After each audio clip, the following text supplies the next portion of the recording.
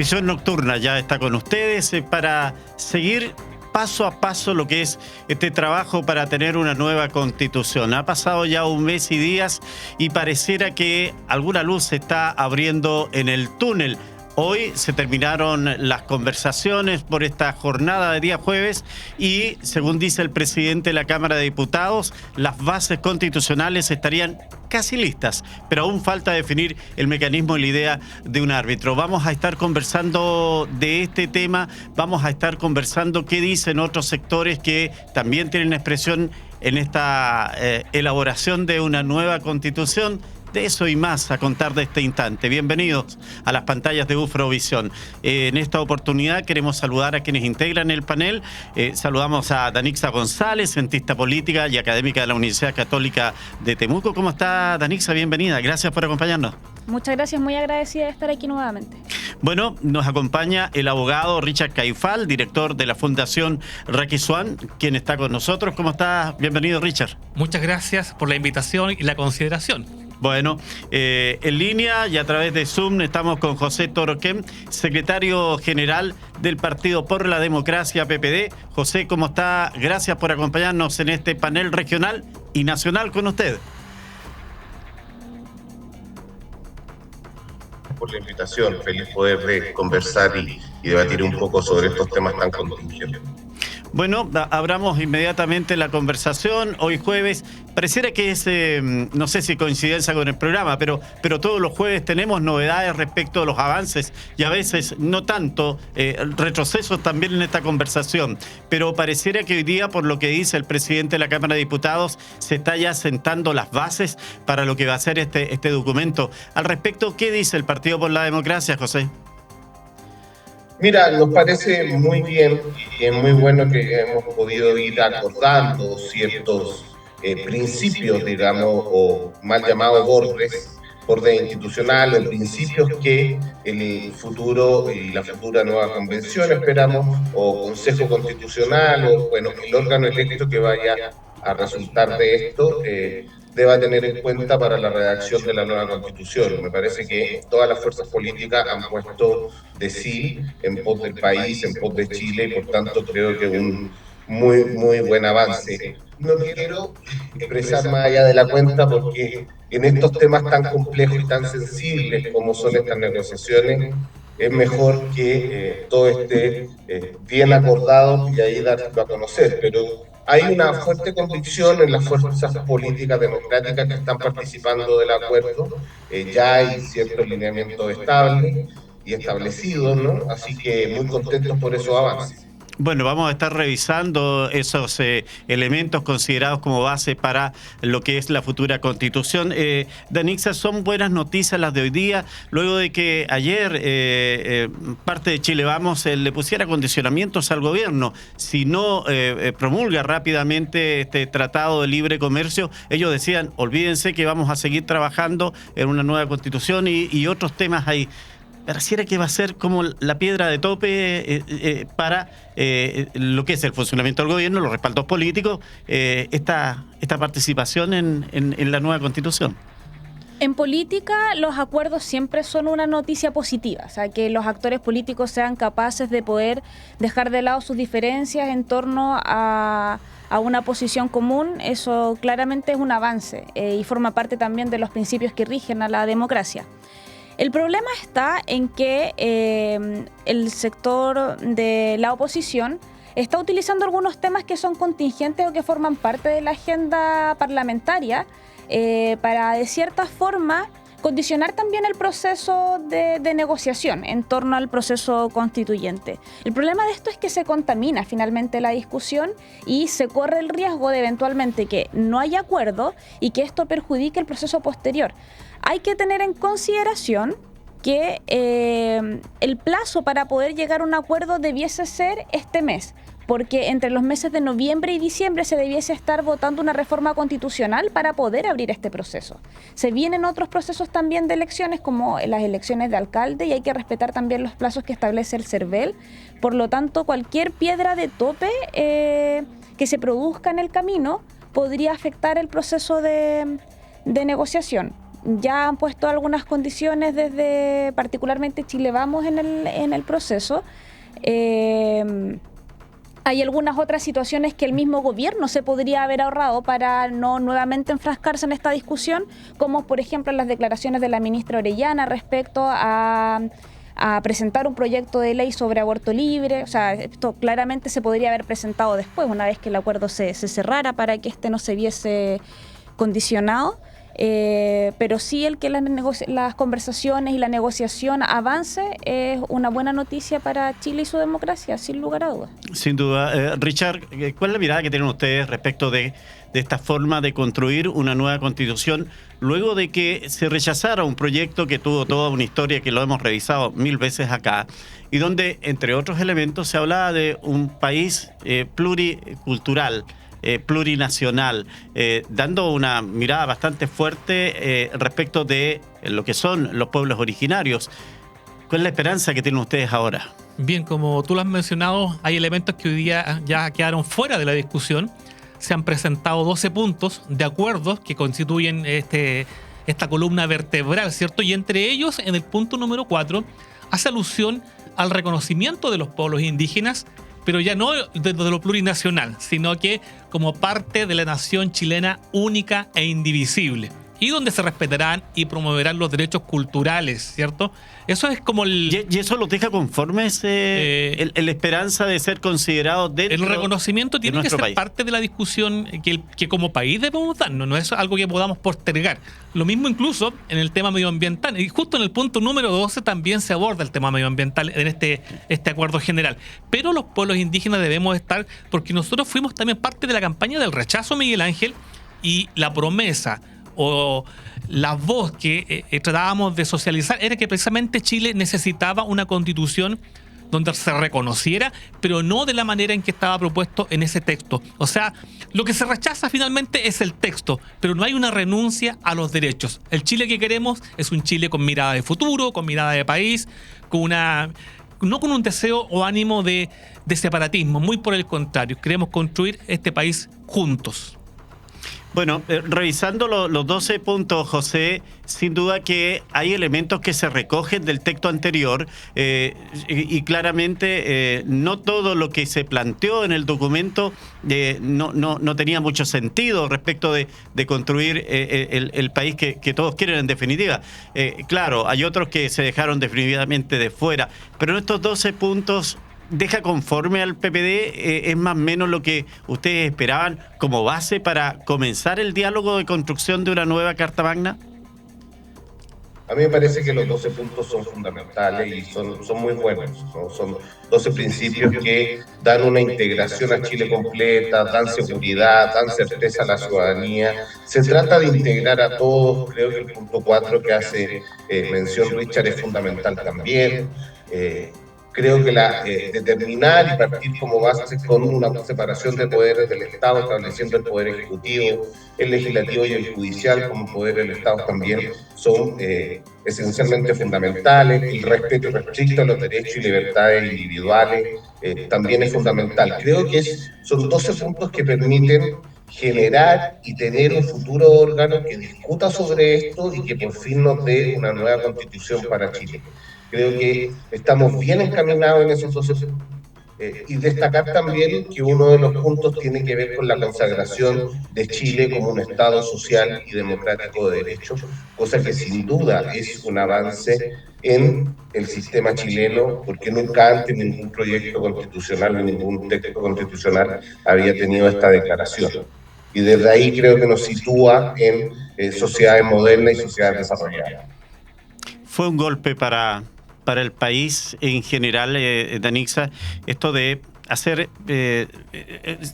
reconstruir los poderes del Estado, partiendo por crear sistemas de justicia, con eliminar el Senado. Fueron elementos fuertes, parece, desde el mundo político que se genera la reacción, pero también en la población. Son elementos como que son parte de la nación y que le estaban sacando algo. ¿Se siente así? Bueno, esas instituciones forman parte de nuestra historia republicana y lo que se planteaba en la propuesta constitucional venía a romper un poco con esta tradición, planteando una serie de reformas que tampoco hay experiencia en otras partes del mundo respecto a lo que acá se estaba proponiendo, y eso genera en la población muchísima incertidumbre. Y además tampoco habían razones de peso que justificaran el porqué de esa decisión. Y contra todo consejo dado por expertos en el área, particularmente en lo que respecta al sistema político, la convención insistió en un modelo de sistema político que, como dije anteriormente, generaba mucha incertidumbre, no lograba justificar, parecía que se entregaba un mensaje confuso para la población, y eso también claramente afectó el resultado final del plebiscito. A mí me llama la atención, Richard, pese a toda la crítica que hay al mundo político y particularmente también a los senadores y diputados, si uno revisa las encuestas, son los que están más mal evaluados, la gente siente que retirar el Senado de la Constitución era también cambiar un modelo que está como parte de nuestra historia. Yo creo que es necesario al final del día mantener estos equilibrios que le han dado a lo menos estabilidad a nuestro país. Hay alguna idea refundacional que quiso echar por tierra lo anterior, digamos. Y eso finalmente la ciudadanía terminó rechazándolo. Esas ideas refundacionales en extremo, sacarle el Senado, modificar sustancialmente lo que constituía el Poder Judicial, por ejemplo, y entregar incertidumbre, como lo ha dicho Danisa, ha sido un elemento que la ciudadanía condenó, lo rechazó. Incluso en la región, creo que es la región más alta de votación, ¿cierto? Estamos hablando de un 73% de rechazo, y en comunas llegó al 83%. Eso es una mayoría abrumadora respecto de la propuesta que planteaba la ex convención constitucional. Y claro, Chile quiere mejoras, quiere avanzar, pero no de manera traumática, no de la manera en que se estaba proponiendo.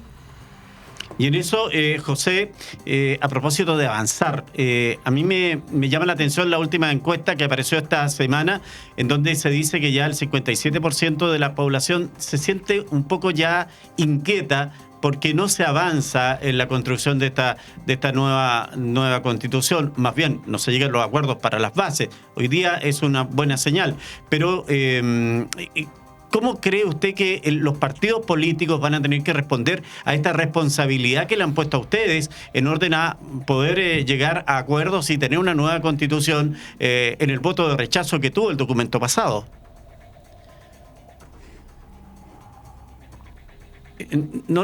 No le estamos escuchando, José. ¿Ahora sí? Ahora sí. Te digo que te decía que todos los partidos políticos primero tienen la responsabilidad de cumplir sus palabras empeñadas durante la campaña. Aquellos partidos que estuvieron por el rechazo, que su propuesta era una buena y nueva constitución, deben cumplir, y también los partidos que estuvimos por el apruebo para mejorar en nuestro caso, que veíamos que esta situación era compleja, que había mucho proceso de incertidumbre, que la gente no le estaba convenciendo el texto. Tenemos que estar a la altura de generar los acuerdos necesarios a través de los diálogos que se han desarrollado de muy buena manera, pero tenemos que quizá apurarnos un poquitito, porque efectivamente hay que dar certezas a la población de que se está avanzando en tener un nuevo proceso constituyente, en un nuevo proceso constitucional que permita tener un nuevo texto el próximo año, ¿no? Es fundamental dar esa certeza. Ahora, este texto yo comparto con lo que dice Richard, tiene que ser, la gente quiere cambios, pero quiere cambios con certeza, con prudencia, paso a paso. Así se ha ido construyendo nuestra república, así se ha ido construyendo Chile, haciéndonos cargo de toda la experiencia constitucional, de todos los proyectos constitucionales anteriores, entendiendo que los cambios no son de golpe, los cambios son paso a paso, son mesuradamente, es un proceso, son progresivos, ¿no? Y por tanto creo que ahí dos partidos políticos con representación parlamentaria tienen que estar a la altura. Yo veo buena disposición. Cuando uno está dialogando, tiene que destacar estas cosas porque es fundamental también para el ánimo de la negociación que todos puedan entender que los partidos, con sus diferencias legítimas por supuesto, con sus puntos de vista, pero todos estamos cediendo para efecto de poder tener una nueva constitución entre todos y todas. Entendemos de que el PPD en esta oportunidad y al término del trabajo y cuando vamos al plebiscito, ¿ustedes van a estar por el apruebo? Depende. De lo no hay que adelantar posiciones. Yo espero terminar este proceso, tener un proyecto constitucional, que elijamos una nueva convención o consejo constitucional o un órgano redactor, démosle el nombre que queramos darle. Lo importante es que la gente pueda elegir las personas que van a redactar con estos principios de base, ¿no? Con estas certezas. Y una vez que eso ocurra, yo espero que ese texto constitucional efectivamente sea transversalmente aprobado por todos y supere por sobre el 60-70% de aprobación. Porque requerimos una nueva constitución que esté a la altura de los tiempos modernos, que nos permita proyectar al país de acuerdo a cuál ha sido nuestra historia, y a cuál han sido todos los avances en términos de constitucionales que nuestro país ha tenido, haciéndonos cargo de esa historia. Cuando uno ve que la gente al final termina rechazando el texto porque no le gustaba el sistema político, porque no le gustaban las autonomías, porque si bien en derechos sociales era la constitución que más derechos garantizaba, finalmente a la gente le importaba el sistema político, le importaban las autonomías, le importaba la concepción de Estado-Nación. Creo que eso es también muy importante y nos habla también de cómo nuestra gente tiene y se formó la convicción social de que este era un mal texto y uno tiene que asumir aquello. ¿Tan mal fue, Danix, el trabajo que hizo la Convención Constitucional en el fallido posibilidad de aprobarse su documento? Que mire, ni siquiera hoy día se quiere hablar de darle nombre de constituyentes a quienes escriben este documento. ¿Qué fue la situación? Parece que fue de forma y fondo, porque la forma en que se trabajó a la gente le dejó varios reparos, ¿verdad?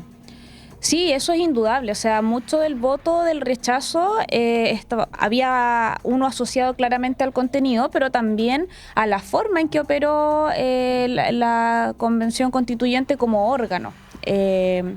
Eso claramente no hay dudas de aquello. O sea, hay una crítica profunda al trabajo desempeñado, hay una crítica a la seriedad de este órgano colegiado, y se espera que en este proceso ese error no se vuelva a repetir. Por algo también, como tú lo mencionabas, se busca también bautizarlo con otro nombre, porque el nombre de convención ya parece dejar un gusto amargo en la boca de quien lo nombra de esa forma. Lo que es concreto es que este proceso, por lo visto, va a contar con un órgano 100% electo. O sea, forma parte de la negociación que están llevando ahora a cabo tanto oposición como oficialismo, pero la negociación debiese apuntar en esa línea. Y es también uno de los elementos que legitimaría este proceso, porque una de las cosas que se critica a la Constitución de 1980 es precisamente el origen de esta. Esta nueva Constitución o este nuevo proceso parte de la idea o del principio de que nazca en democracia, pero también con mecanismos de carácter democrático. El nombre finalmente ya asume más bien un rol secundario, ¿sí? Lo importante es ver cómo se va a componer el órgano, cuáles van a ser los mecanismos, bajo qué tipo de sistema. Eso es lo que a nosotros nos interesa ver el día de mañana. Richard, otro de los elementos que habrá que sacar de experiencia de este plebiscito es el voto obligatorio. Evidentemente abrió el prisma electoral y tuvo una participación histórica. Por supuesto, creo que también es un modelo que llega para quedarse o para recuperarse, porque también era parte de nuestra realidad electoral hace algunos años atrás. Y quiero aportarte, Miguel Ángel, con un dato que también lo compartí contigo, que tiene que ver con la realidad del tema indígena, ¿cierto? Correcto. El tema indígena también llega para quedarse, pero ahora con una mirada distinta. Respecto de las propuestas, ¿cierto? Algunos proponen 100 escaños. Y los pueblos indígenas siempre han pedido un escaño reservado de acuerdo a la población del censo, que es 12.8. Pero la realidad electoral nos dice otra cosa. La gente que efectivamente fue a votar fue en un 22%. Entonces hay algunos que proponen por qué el mundo indígena no participa, sin excluirlo por supuesto, de acuerdo a un registro o un padrón electoral. Ya. Lo que efectivamente, la gente que efectivamente va a las urnas, no una realidad distorsionada. Ahora bien, esa realidad que concurre en las urnas y que está inscrita en un padrón conforma solamente el 7%. O sea, de los 2.180.000, la realidad electoral nos dice que 1.239.000 personas indígenas a nivel nacional se encuentran inscritas en este padrón. Eso debiera modificarse con un registro, como lo hacen otros países, y también debiera modificarse, Miguel Ángel, el Distrito Único Nacional, porque distorsiona la representación local. O sea, candidatos que sacaron más votos en Santiago más que en la región. ¿Por qué? Porque podían hacer campaña a nivel nacional. Esos son elementos que deben actualizarse, modificarse y darle seriedad a un proceso que requiere, y sin duda alguna creo que va a ser así, mayor transparencia. En su calidad de abogado, ¿eso se hace solamente por una decisión del CERVEL o tiene que haber algún elemento más allá, una resolución, no sé, legal? No, esto es discusión parlamentaria. Es la ley la que define ciertamente el mecanismo, los porcentajes, o el registro o la circunscripción. Nueva Zelanda también da cuenta de una experiencia importante que podemos recoger con circunscripciones electorales, con un padrón bien definido. Eso da transparencia al resto de la ciudadanía y no distorsionamos la realidad electoral, como te decía anteriormente, y eso es bueno para una democracia. Claro, se ha dado esta conversación entre los dos grandes bloques, oposición y gobierno, y parece que todo avanza, pero también hay partidos que están mostrando una propia disposición. Unos dispuestos a decir aquí no hay que cambiar nada y otros a decir sí, vamos a cambiar, pero, por ejemplo, hay que hacer plebiscito de entrada. José, esa propuesta que hace el Partido de la Gente, por ejemplo, ¿cómo la ven ustedes? Y a juzgar por lo que hoy día se tiene establecido, no tiene mucho avance en la conversación general o mayoritaria que se lleva adelante. Yo entiendo que no hay consenso general sobre que exista plebiscito de entrada. Yo ahí en particular tengo mi propia interpretación. Yo creo que la gente, en general, el plebiscito de entrada que tuvimos, ese 80%, era una votación bien transversal y daba cuenta de que Chile necesitaba una nueva constitución. Creo que tener nuevamente otro plebiscito de entrada es perder tiempo. Creo que rápidamente tenemos que entregarle certeza a la ciudadanía de que la futura o el futuro órgano va a ser un trabajo rápido, expedito, muy preocupado de las formas, porque en política no solo importa el fondo, también importan las formas de cómo se hacen las cosas. Creo que eso también tiene que ver por qué la constituyente no tuvo el desprestigio que tuvo. Y desde ahí creo que es completamente innecesario tener nuevamente el plebiscito de entrada. Creo que deberíamos ir directamente a la elección de convencionales, perfecto, que la ciudadanía pueda elegir regional o nacionalmente, dependiendo de cómo quede el sistema electoral, las personas que van a redactar este nuevo texto constitucional. Y ahí me parece fundamental también lo que dice Richard. Yo creo que la discusión se va a dar también con cuántos son los escaños, cuál es el número. Andan dando vuelta a diferentes números, algunos piden 50, otros 70, 100, que fue en el caso de la propuesta del PPD, o 125. Pero hay cierta claridad. Si uno ve la participación indígena, fue alrededor de 200.000 personas, o un poquitito más, y claro, pareciera ser que hubo cierto espacio de sobrerepresentación en los 17 cupos de escaños reservados. Yo creo, y ahí comparto, que tiene que haber un registro especial, porque hay muchas personas y hay mucha gente del mundo indígena que decide libremente votar por otro candidato, no por un candidato que estaba no en el distrito de los espacios reservados, sino en los distritos normales. Y creo que eso también es una decisión de las personas y hay que respetarla. Y creo que ahí la construcción de un registro y un padrón especial, y de acuerdo a eso serán estos cupos supranumerarios, creo que también es muy necesario para dar la certeza y certidumbre que la ciudadanía nos pide y nos exige el día de hoy.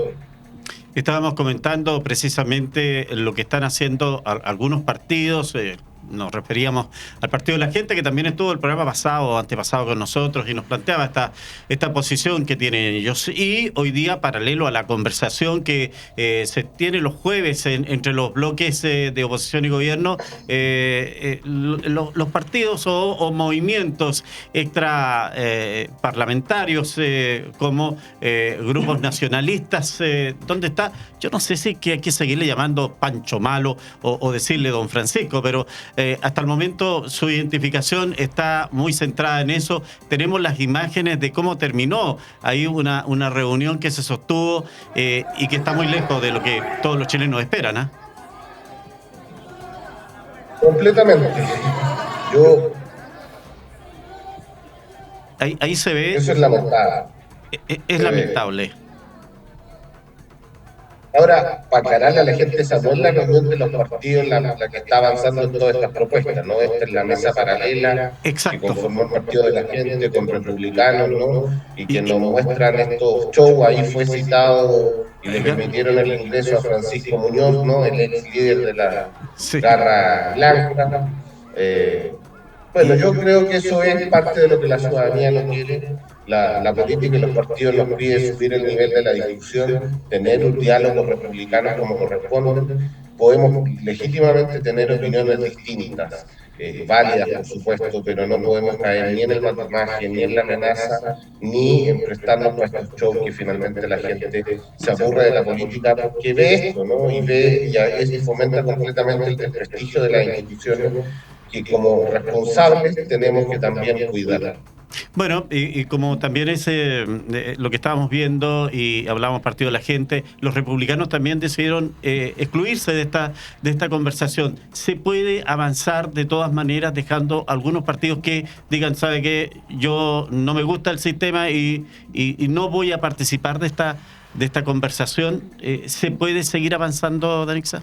Bueno, los partidos que tienen representación parlamentaria, que forman este grupo que en un momento fue llamado como el grupo de los 8, ¿verdad? Que representan los partidos de Chile Vamos, más los partidos de Apruebo Dignidad y Socialismo Democrático, pueden perfectamente tomar decisiones sobre el proceso constituyente sin contar con la participación tanto del Partido de la Gente y de republicanos, pese a que ellos tengan representación parlamentaria. Yeah. O sea, consideremos primero que hubo una reforma que baja el quórum, ¿cierto?, para generar reformas constitucionales en el Congreso actualmente. Y lo cierto es que como son partidos que en este momento, si los sumamos, generan una mayoría parlamentaria, no requieren del apoyo ni de la participación de republicanos y del Partido de la Gente.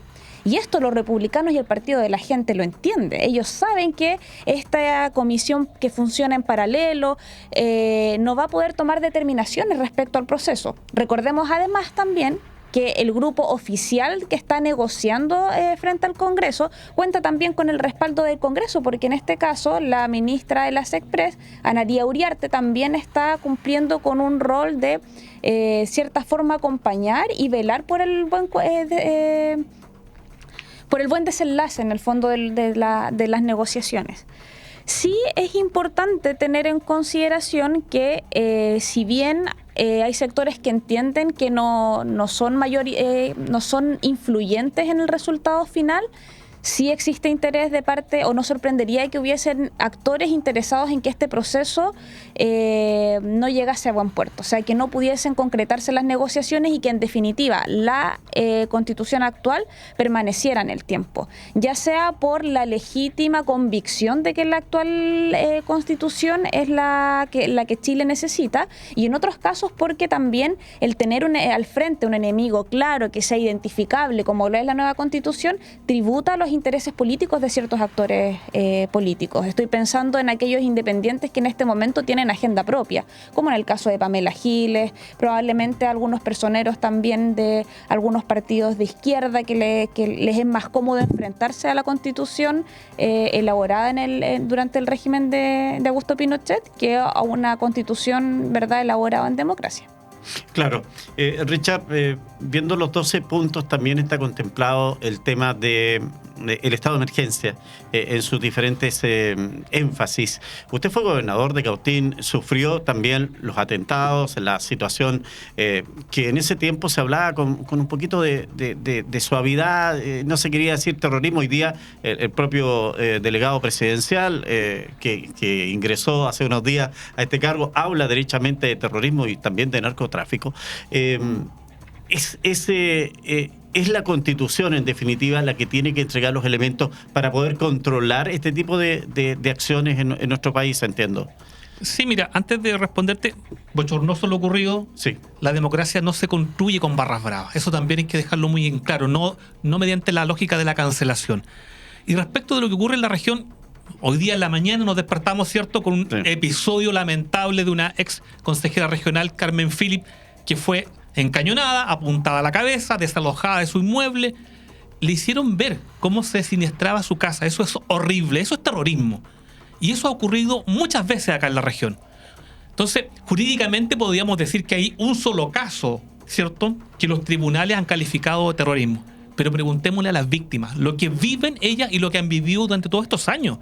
Conocí la realidad que ocurre en Tirúa, en Cañete, con la familia Pilquimán, por ejemplo, donde la madre fue asesinada delante de su familia. Al otro miembro de la familia también le dispararon en la cabeza.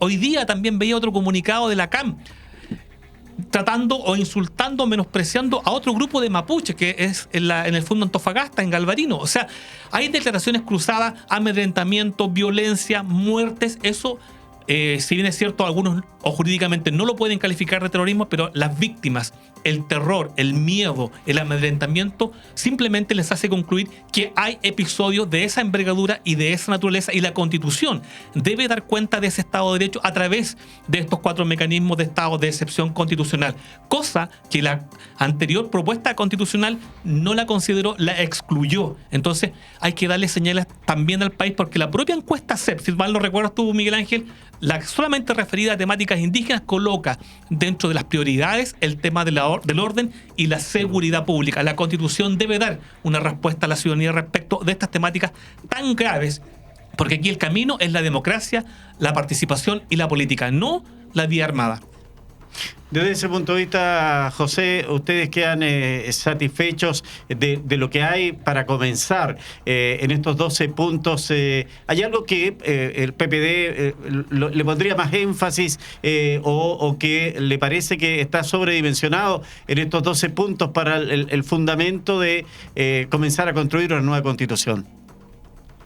No, a mí me parece que los 12 puntos son necesarios, son fundamentales y están muy bien acordados. Creo que da cuenta de lo que el país requiere. Hay énfasis en materia de seguridad, bien lo decía Richard, en términos de los estados de excepción, pero también del reconocimiento constitucional de las Fuerzas Armadas y con especial mención en la policía, en Carabineros de Chile y Policía de Investigación.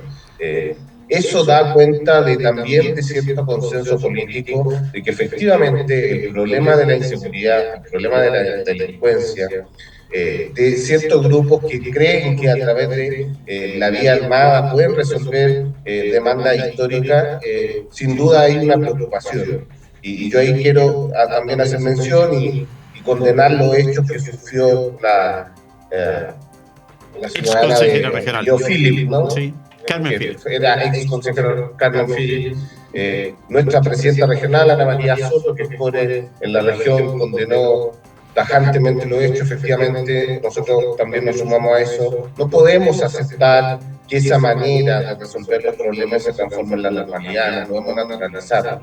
Efectivamente, no hay condenas por terrorismo, no son las mayores, ¿no? Pero cuando se genera condición de terror, cuando la población tiene miedo de circular normalmente, hay un fenómeno de terrorismo, hay fenómenos de narcotráfico que uno tiene como Estado, ¿no? Hacerse cargo. Y el Estado chileno debe hacerse cargo de brindar seguridad a la población, de darle la confianza de que puedan todos los ciudadanos transitar libremente. No pueden haber territorios donde el Estado no exista, no llegue. Eso es imposible en un Estado de Derecho y uno tiene que ser muy claro en condenar ese tipo de formas. La vía de resolver los conflictos y la problemática es a través del diálogo, es a través de conversaciones, pero uno no puede conversar con personas que tienen la violencia como manera legítima para reivindicar sus propuestas, ¿no? Esa forma hay que condenarla transversalmente sin ningún tipo de atisbo. Es fundamental para el país en general que el Estado de Derecho funcione y opere y las instituciones del Estado cumplan con su deber. Danixa, ¿usted quería acotar algo? No, sumarme solamente a la expresión de condena de este tipo de hechos. Es muy cierto lo que plantea José, este tipo de hechos delictuales no se pueden normalizar, la autoridad tiene que hacerse presente, tiene que hacerse cargo, el Estado debe aparecer en estos territorios para que no sean otras instituciones las que reemplacen las funciones que ellos desempeñan. Sin duda es un tema que atañe a la Araucanía hoy día. Pero ojo, hoy día se está pidiendo estado de excepción en el norte e incluso en Santiago, porque la situación particularmente del narcotráfico en la región metropolitana es un tema bastante complicado, Richard. Sí, recorrí el norte, también te comenté, Miguel Ángel, la percepción que existe respecto de la seguridad, respecto al narcotráfico, la crisis migratoria que se vive. Recordar que en Colchane el 95% de la población votó por el rechazo. ¿Por qué? Porque la lógica en materia migratoria era muy contrario a lo que se vive diariamente. O sea, la cantidad de personas que hace ingreso al país por pasos ilegales, no controlados, es enorme. Realmente estamos ante una situación desbordada. Los crímenes que se han cometido también de una violencia inusitada en el país requiere la presencia policial, pero más que la presencia policial también la presencia de militares en zonas que así lo exigen. No es posible tener esas puertas abiertas, ¿cierto?, con una lógica desde el Estado que no hace el control, que no persigue la criminalidad, que no se hace cargo de la seguridad ciudadana. La gente se siente desprotegida en el norte del país. Entonces hay que darle una respuesta institucional a través de los mecanismos que están establecidos y particularmente el estado de emergencia del cual ya hemos hablado y que faculta entonces a la autoridad para hacer presencia, darle seguridad, darle tranquilidad, garantizar el libre desplazamiento de toda la ciudadanía. Eso es lo que requiere el país y, insisto, esto es algo que ya ha sido develado por las propias encuestas. Orden y seguridad son las materias primordiales para la ciudadanía del día de hoy. José, volviendo a lo que hoy día se alcanzó en acuerdos, está pendiente el tema del árbitro o quién va a, en definitiva, valorar o valorizar la forma en que se va a llevar adelante esta construcción de una nueva constitución. ¿Será muy difícil el tema llegar a acuerdos o usted cree que, como dicen algunos españoles, el horno está para bollos en esta oportunidad? Yo creo que el horno está para bollos. Ahora, todo esto tiene sus tiempos adecuados, ¿no? Hay diferentes posiciones y hay que dejar que todo eso converja en uno. Yo quiero ahí hacer algo mención y volver un poquito a lo que dijo Danixa. Efectivamente hay grupos que son más de posiciones extremas que efectivamente no les conviene llegar a acuerdos, no les conviene que el país avance a una nueva constitución. Y por eso están en posición que no ceden, que no les importa, tener una nueva constitución. Parte de esta cosa del patriota tiene que ver con eso, parte de sectores de extrema izquierda también. Y finalmente están haciendo un negocio que yo estoy confiado que no les va a dar resultados, porque la gente entiende y necesita tener efectivamente una nueva constitución. Eso es lo que es también parte de sus ambiciones y sus preocupaciones. Y entendiendo también que, por supuesto, hoy día la gran preocupación de la ciudadanía es la seguridad y es el crecimiento económico. Se viene un año muy complejo el próximo año, donde vamos a tener una recesión económica, donde va a aumentar el desempleo, y eso va a traer consigo el aumento de la pobreza, y por lo tanto tenemos que también estar a la altura y darle las respuestas que la gente necesita. Yo creo que el horno está para bollos, se va a llegar a acuerdos, tiene sus tiempos, se van a tomar sus tiempos, pero creo que finalmente vamos a tener ahí un árbitro que va a dar la garantía a todos los sectores. Bueno, y en eso, Danixa, se nombran Corte Suprema, el Parlamento, crear un organismo distinto. Desde la academia, ¿quién piensa usted que podría ser un árbitro que dé garantías y que nadie diga, sabe que está favoreciendo a uno u otro o quiere hacer una constitución a su pinta? Bueno, en ese caso tiene que ser, sin lugar a dudas, un tercero imparcial. Por lo tanto, el Congreso se descartaría de suyo, porque en el Congreso obviamente hay intereses políticos de por medio. Entonces les estarían pidiendo que por un lado sean jueces, pero a la vez también son parte, porque más allá de que a lo mejor no formen parte del órgano, sí hay intereses partidarios de por medio. Entonces, si fuese el Tribunal Constitucional o algún otro órgano, ya sea uno creado, bueno, ahí también sería discutible, o sea, quiénes van a integrar ese órgano. Sería más fácil poder resolver las controversias que se generen dentro de la convención. Estamos pensando que este árbitro lo que haría sería en el fondo resguardar que los principios que fueron acordados en este proceso de negociación se respeten y se cumplan. O sea, no, porque aquí ya no se parte de la hoja en blanco, como ocurrió en la elección pasada. O sea, aquí hay un marco, ¿verdad?, sobre el cual dentro del cual van a tener que moverse, va a tener que moverse el próximo órgano electo. Sin duda, Richard, esto no es menor, porque en realidad va a ser lo que va a permitir avanzar y además poder sobrepasar o tener elementos de referencia para poder dirimir alguna diferencia. Un tercero imparcial, no es fácil parece encontrarlo, ¿no? No, yo creo que también habría que recoger lo que propuso el texto constitucional actual, ¿cierto? El artículo 135 establecía ciertos criterios también: resguardar el carácter de república del Estado de Chile, el carácter democrático, la sentencia de los tribunales y la posibilidad de recurrir a la Corte Suprema. Pero ¿qué es lo que ocurrió en la práctica, cierto? Se exigían 39 votos para poder concurrir a la Corte Suprema y reclamar respecto de eventos procedimentales. Chile Vamos, por ejemplo, no tenía la cantidad de votos, que tenía 37 nomás. Entonces quedó un mecanismo que no funcionó en la práctica. Entonces habría que buscar una alternativa similar que pudiese finalmente posibilitar a cualquier miembro, a un grupo de miembros de esta futura convención recurrir ante instancias judiciales. ¿Por qué? Porque es la Constitución la que debe entregar el marco jurídico. Si bien es cierto, es una instancia política, pero también mucho de jurídico. Por lo tanto, ¿quién es la mejor instancia para resolver cuestiones de relevancia jurídica? En este caso debiera ser la Corte Suprema, con un comité de ministros elegidos para estos efectos, pero me parece que por ahí debiera ir el mecanismo para solucionar controversias de esta envergadura.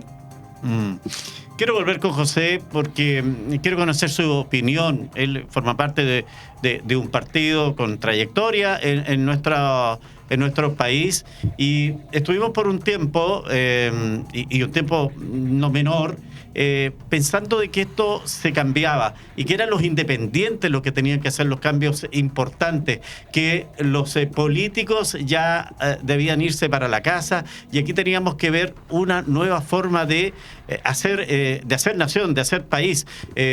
Pero la democracia a través del voto dijo no. Nosotros queremos que sean los que saben de esto, que hagan este nuevo modelo, esta nueva Carta Magna. Es una responsabilidad grande, ya lo decía hace un instante. El PPD tiene las condiciones, me imagino, para aportar a esto y que en definitiva los partidos políticos respondan a esta confianza que les ha entregado el país.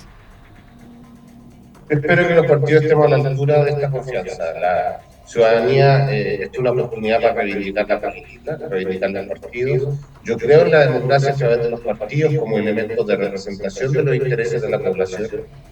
Y es fundamental estar a la altura y dar cuenta y confiar que vamos a cumplir la palabra. La gente tiene que confiar que vamos a cumplir y que vamos a ponernos de acuerdo. Yo creo que la ciudadanía hoy día en general quiere que salgamos de nuestras trincheras, que coloquemos los intereses del país por sobre los intereses propios de cada institución y que podamos generar los acuerdos correspondientes.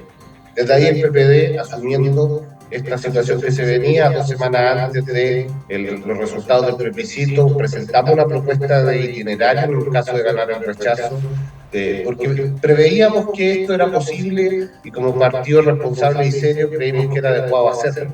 Y hoy día estamos en la mesa de negociación y esperamos, por supuesto, si resulta tener un nuevo órgano electo, presentarnos los mejores hombres y mujeres que puedan redactar un nuevo proyecto de constitución que esté a la altura de lo que la ciudadanía nos pide. Yo tengo fe que gran parte de los partidos democráticos de este país están también con la misma convicción, y eso da cuenta de cómo han avanzado las negociaciones y cómo están los partidos hoy día sentados en la mesa.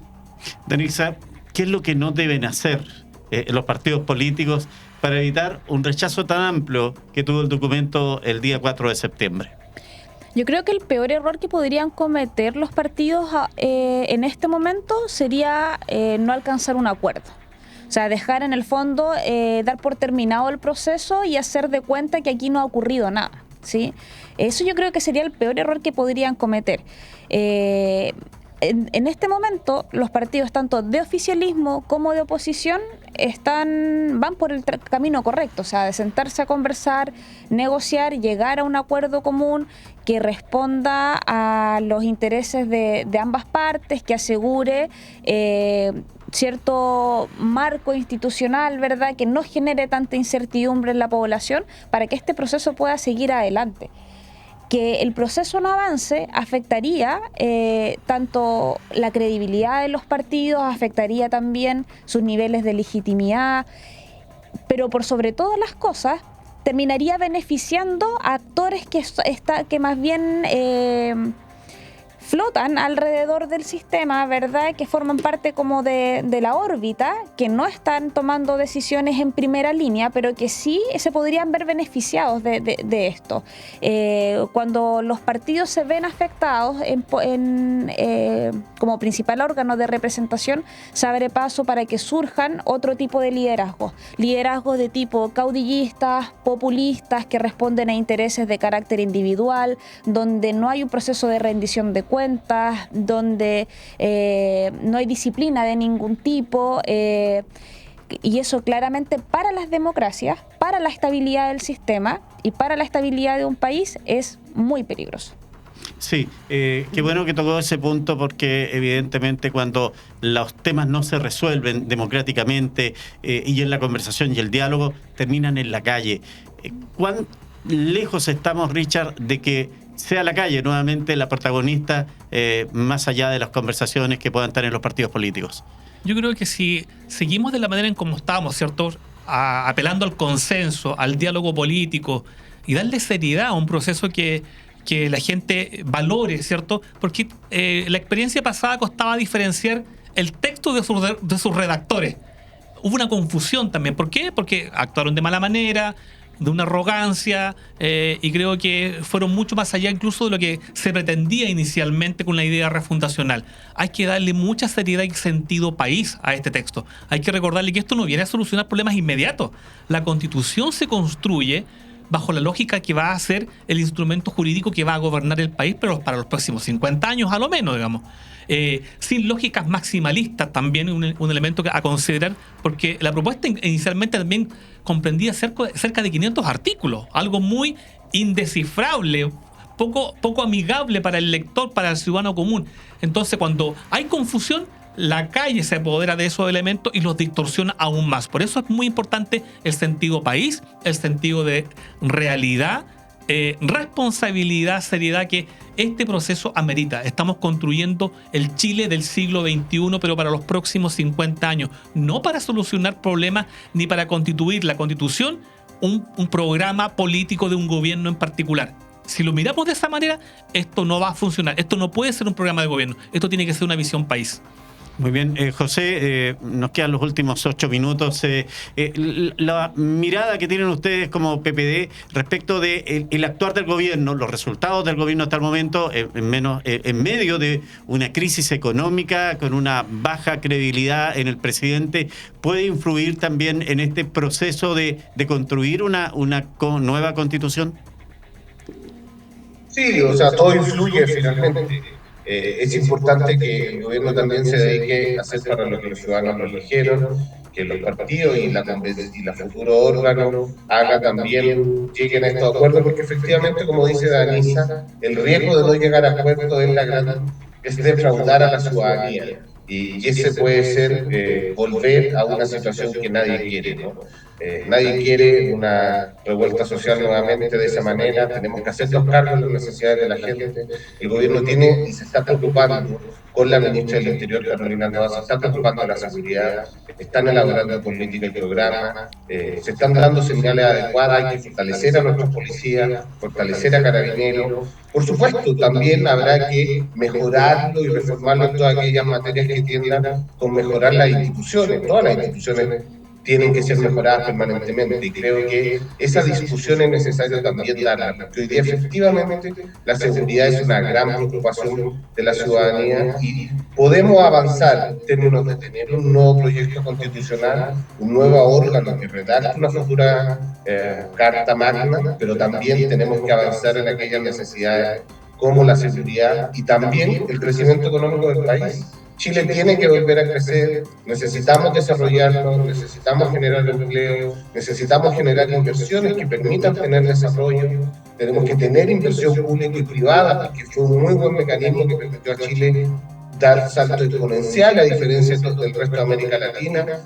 Eso nos permitió ser un país de $8.000 per cápita, un país de $24.000 per cápita, porque finalmente cuando hay crecimiento, la ciudadanía en general está mejor, también le llega ese crecimiento, hay que, por supuesto, preocuparse de la redistribución, pero tenemos que crecer. La manera de enfrentar la crisis económica es con inversión del Estado, ¿no? Eso es una receta muy antigua.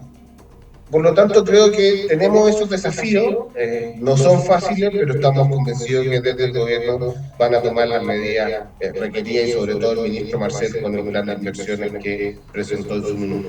Muy bien, José, agradecerle la gentileza, lo veo optimista frente al futuro que viene, y gracias por entregarnos su opinión también desde el nivel nacional de un partido como el PPD, que es tan importante, ha sido en los últimos años en materia particularmente gubernamental. Muchas gracias. Muchas gracias, Miguel Ángel. Despedirme de Danitza y de Richard y saludar a todas las personas de la región de la Araucanía. Yo voy a poder estar el sábado allá porque tengo consejo regional de mi partido, así que ya nos veremos por ahí. Un abrazo grande. Un abrazo, y dicho sea de paso, tienen la delegación presidencial y la delegación provincial de Malleco, así que no tienen elementos. Saludamos ahí a nuestra, sí, a nuestra compañera Andrea Parra, efectivamente delegada presidencial por Malleco, y a nuestro ex compañero Eduardo Pepe Montalva, ¿no? José Montalva, efectivamente. Gracias, José. Bueno, Danitza, ¿comparte el optimismo del dirigente nacional del PPD?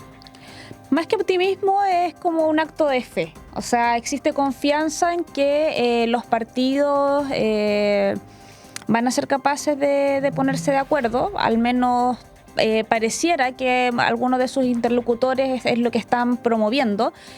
Ha habido, sobre todo de parte de la oposición, porque se entienden que están en una posición de desventaja, pero sí han intentado hacer muchos gestos precisamente para que el proceso llegue a buen puerto. Yo espero que eso sí efectivamente ocurra. Espero que se abra nuevamente un proceso, porque existe una suerte de imperativo digamos, democrático por legitimar un texto constitucional, un imperativo también porque no hay que olvidar el origen de este proceso. O sea, sí, nace como el resultado de una revuelta, como el resultado de un malestar que se encausa institucionalmente a través de un proceso constitucional.